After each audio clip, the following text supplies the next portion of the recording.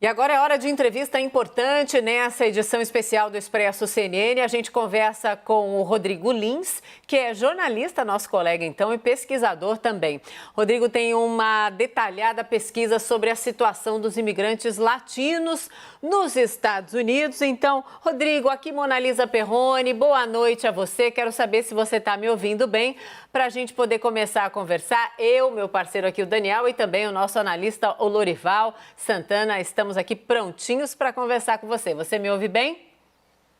Boa noite, Mona Lisa. Boa noite, Lorival. Boa noite, Daniel. E a todos que nos assistem, te escuto perfeitamente. Muito bem-vindo, Rodrigo. Bom, a gente acabou de ouvir aí com os nossos repórteres e correspondentes, né, a relevância dessa população latina que recebeu, sim, atenção e palavras importantes e promessas determinantes dos dois lados, tanto dos republicanos quanto dos democratas. Olhando especialmente para o que pode acontecer ali na Flórida, eu queria que você detalhasse, então, todo esse levantamento que mostra muito como essa população tem, sim, uma relevância no contexto político americano. População essa, inclusive, que nunca esteve tão motivada, né, a participar de uma eleição. Perfeito. Hoje mais cedo eu acompanhei aqui no centro da Flórida, que é onde se concentra a maior diversidade de votos, já que em Miami, mais ao sul, usualmente essa população de imigrantes e de votantes tende a ser mais democrata e ao norte mais republicana. É aqui no meio, em Orlando, onde eu estou, que possivelmente essa divisão dos votos vai ficar mais clara quando eles começarem a apuração. A população imigrante aqui nos Estados Unidos e de forma geral na Flórida tem buscado por pleitos muito distintos, né? Nós temos os porto-riquenhos, temos os venezuelanos, temos os brasileiros. Eu conversei hoje durante o dia com muitos brasileiros que não votaram na eleição passada e que essa eleição fizeram questão de votar. Então, o que eu percebi foi um grande volume, muito maior. Eu cobri a eleição anterior, de 2016, e a presença de brasileiros aqui nas zonas eleitorais não era tão maciça, tão expressiva como foi esse ano.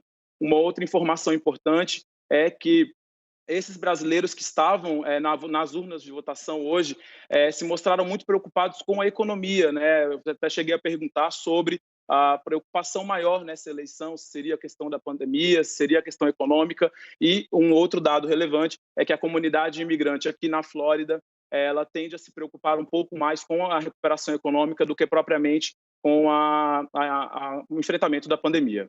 E essa sua percepção, Rodrigo, vai exatamente na pesquisa que a gente trouxe agora há pouco da CNN, que é justamente a economia representa 34% do primeiro tema ali em que os eleitores estão olhando na hora de decidir seu candidato. E nessa pesquisa também, Rodrigo, aproveito para a gente cruzar algumas informações desse levantamento com o que você analisa aí nos Estados Unidos com os latinos, é a questão do voto de protesto, que a gente praticamente não tem visto agora diante desses números da pesquisa. 81% estão votando porque acreditam de fato em seu candidato. Para Biden, 31% apenas votaram como voto de protesto. Qual o peso do voto latino nesse ponto?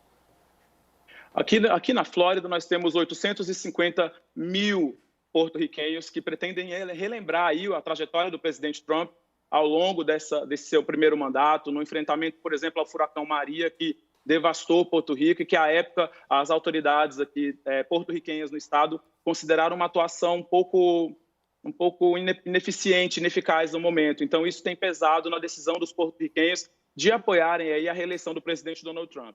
Por outro lado, nós temos aí um corpo maior de venezuelanos e cubanos que, temerários aí com a questão do comunismo, com a retórica do comunismo, têm engrossado os votos para a reeleição do presidente Donald Trump. Os brasileiros estão aí votando de acordo com suas necessidades. A gente tem duas classes de brasileiros que estão aqui na Flórida e nos Estados Unidos de modo geral, que são brasileiros que chegaram há um pouco mais de 10 anos, que têm um perfil mais associado ao estado em que ele está presente, e um brasileiro que chegou mais recentemente, que se legalizou há pouco tempo e que vai votar aí de acordo com a sua convicção econômica, né? Convicção para o seu business, para o seu negócio, para a sua econômica, mais ligado à economia mesmo. Lorival? Tenho tantas perguntas, estou tentando escolher aqui.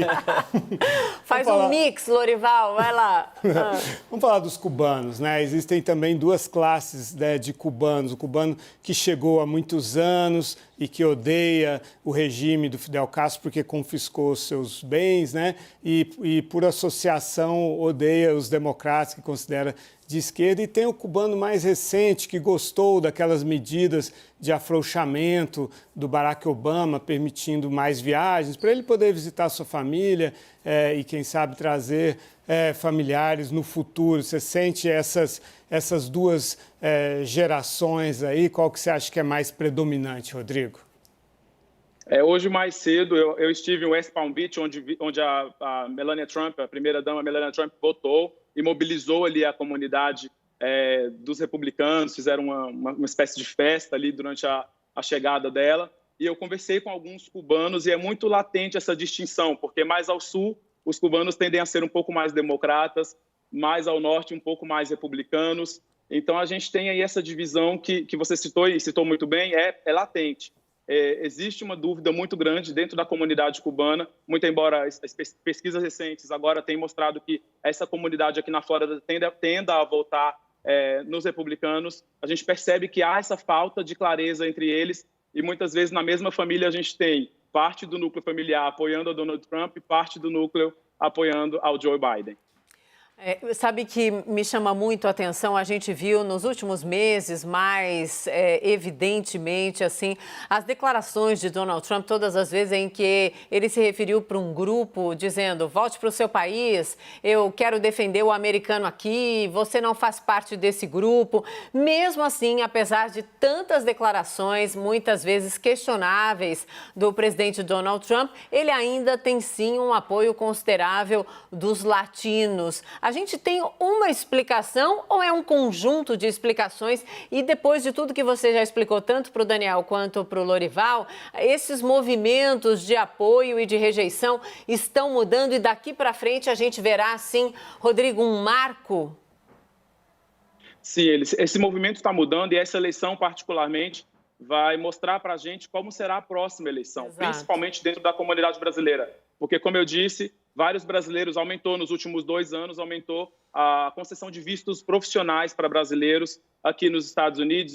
Ou seja, as pesquisas mostram que os brasileiros estão mais escolarizados, estão mais vindo já documentados, o que vai facilitar com que eles alcancem a cidadania de forma mais rápida. Com 5 anos de green card, que é a residência permanente, eles já podem alcançar aí pleitear a sua cidadania e poderem votar na próxima eleição. Muitos deles vão votar na próxima eleição, então isso pode ser um dado relevante. E aí, essa mudança toda que tem acontecido aqui mostra para a gente como que vai ser esse cenário do imigrante. A gente teve, por exemplo, a partir do acordo de deportação assinado pelo presidente Trump com o presidente Bolsonaro, mais de 21 aviões já saíram com deportados brasileiros aqui dos Estados Unidos e pousaram em Minas Gerais. E mesmo assim, grande parte da população imigrante aqui, principalmente entre os indocumentados, apoiam a reeleição do presidente Donald Trump. Eu pego nesse ponto para a gente relembrar aqui o famoso muro, né, construído Sim. ali na fronteira com o México, que é uma das marcas da gestão de Donald Trump. E para a gente traçar também, Rodrigo, um panorama ali do perfil do mexicano. Claro que a fronteira ali não passam apenas mexicanos pelo trabalho dos coiotes, mas também pessoas de outras nacionalidades, inclusive brasileiros. Qual o peso ali do mexicano nesse ponto e essa questão do muro também, que nos últimos meses acabou sendo mais ofuscada?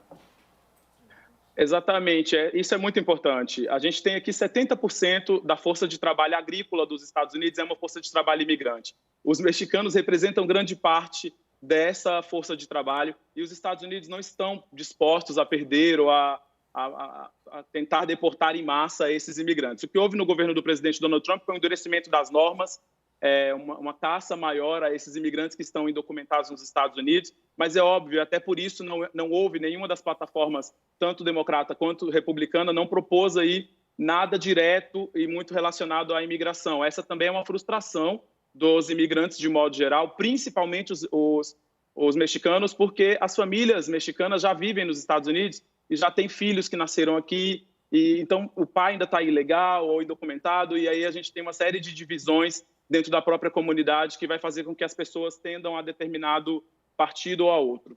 Lorival? Não, uma pesquisa recentíssima aí do Ideia Big Data, né, do Maurício Moura, afirma que 71% dos brasileiros da Flórida preferem o Biden e apenas 27% o Trump. Foi uma pesquisa surpreendente porque antes havia na comunidade uma grande inclinação em relação ao Trump por causa dessa identificação com o empreendedorismo, com o sucesso americano, que muitas vezes leva a pessoa a migrar para os Estados Unidos. E você chama a atenção que a causa principal não é a Covid, é a paralisia econômica, talvez causada pela Covid, é isso? Exatamente. Aqui na Flórida, até 2017, o dado mais recente divulgado pelo Itamaraty mostram que as empresas brasileiras geraram mais de 74.200 empregos. Esse é um recorde de geração de empregos das empresas antes da pandemia, é claro. E aí grande parte dos imigrantes brasileiros que estão na Flórida e na Califórnia e em Massachusetts, eles são empreendedores, eles estão empreendendo em áreas distintas, abrindo seus próprios negócios. E isso pode sim ter um impacto relevante na eleição. É óbvio que muitos deles estão preocupados com a recuperação econômica e alguns já estão até cansados dessa política do presidente Trump de fazer muito barulho. Eu conversei com alguns brasileiros empreendedores aqui na Flórida e percebi essa insatisfação. Isso pode ser uma explicação para essa pesquisa aí que mostra uma vantagem do Biden em relação ao Trump. Rodrigo, muito obrigada por esse tempo aqui com a gente. Já fica o convite para um próximo papo, que eu tenho certeza que o Lorival guardou as perguntas para a próxima ocasião. O assunto não se esgota nesse dia, então. Acertei, Lorival? Ó, sorrisinho não se esgota nesse dia de eleição presencial. Muito obrigada, tá? Até uma próxima. Boa noite para você. Um prazer estar com vocês. Boa noite.